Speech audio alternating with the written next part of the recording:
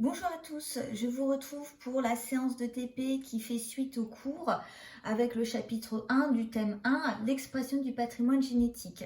Pour cette séance de travaux pratiques à distance, nous allons voir différents éléments ensemble. Tout d'abord, on va corriger les activités 1B d'une part et l'exercice maison d'autre part sur la bêta-galactosidase.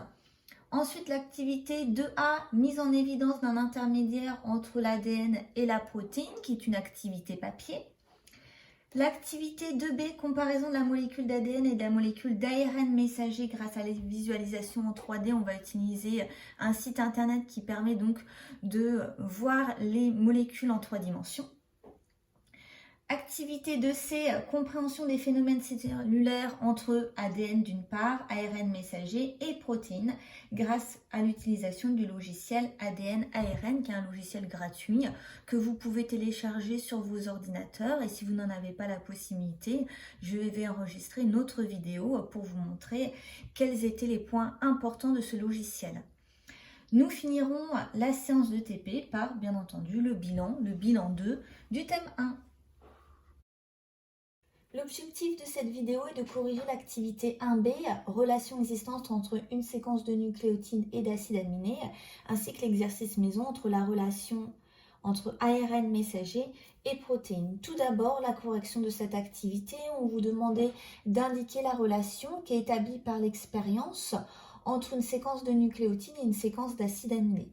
On va essayer d'appliquer la méthode que je vous ai indiquée. Donc pour une introduction, il faut reprendre la consigne et poser une question qui sera notre problématique. Ici, je vous propose quelle relation existe entre une séquence de nucléotides et une séquence d'acides aminés établie grâce à l'expérience du scientifique.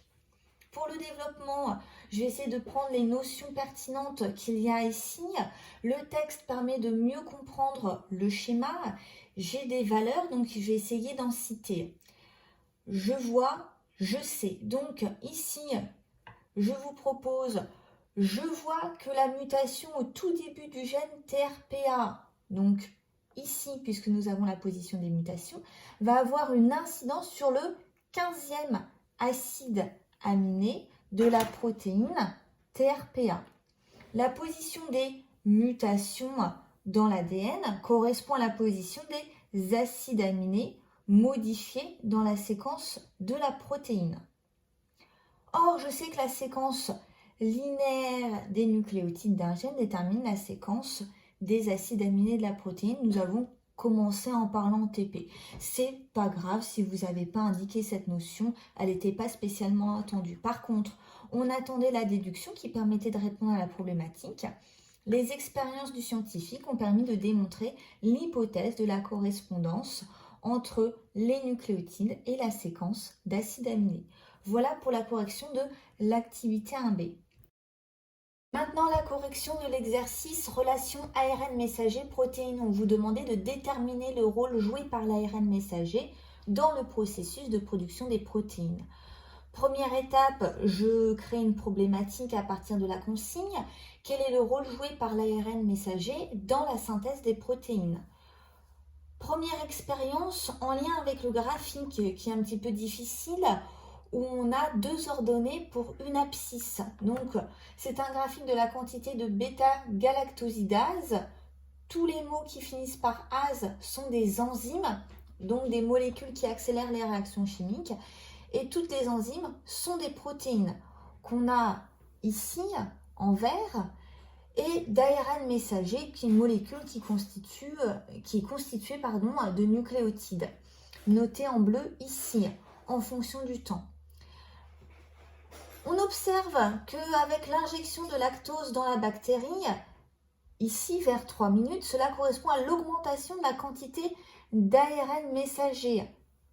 Puis, avec un petit délai de latence, un petit temps, la quantité d'enzymes bêta-galactosidase augmente de 0 unité arbitraire à 100 unités arbitraires en l'espace de 7 minutes. Pour la fin du graphique, lors de l'élimination du lactose, ici, la quantité d'ARN messager repasse à 0 unité arbitraire en l'espace de 5 minutes. Alors que la quantité de bêta-galactosidase, ici, va être multipliée par 9 pendant ce même temps. Et oui, on passe de 100 unités arbitraires à peu près 900 unités arbitraires. Ne pas hésiter, quand vous avez la possibilité, plutôt de vous exprimer sur ce principe-là, quand bien entendu, c'est possible. Qu'est-ce qu'on peut en déduire? Il y aurait certainement un lien entre ces différentes molécules. Je peux faire l'hypothèse que le lactose, donc le sucre, va engendrer une augmentation de la quantité d'ARN messager ici. Donc le lien, c'est que le lactose serait la cause, la création d'ARN messager et de bêta-galactosidase, la conséquence. L'ARN messager pourrait permettre la production de bêta-galactosidase puisqu'il intervient avant, c'est-à-dire que l'ARN messager est créé avant la bêta-lactosidase. Le fait qu'il en reste, parce que même si la concentration diminue, ça veut dire qu'il y en a toujours à l'intérieur de la cellule, serait important pour créer la bêta-galactosidase. Pour l'expérience 2, ce qu'on voit, c'est que l'ARN messager d'une bactérie cultivée dans un milieu avec du sucre est inséré dans une cellule cultivée en absence de ce même sucre, ce qui provoque la synthèse de bêta-galactosidase dans cette bactérie. Alors, ce que je peux en déduire, c'est que l'ARN messager serait suffisant pour la création d'une protéine. La déduction, l'ARN messager suffit à la synthèse de la protéine bêta-galactosidase.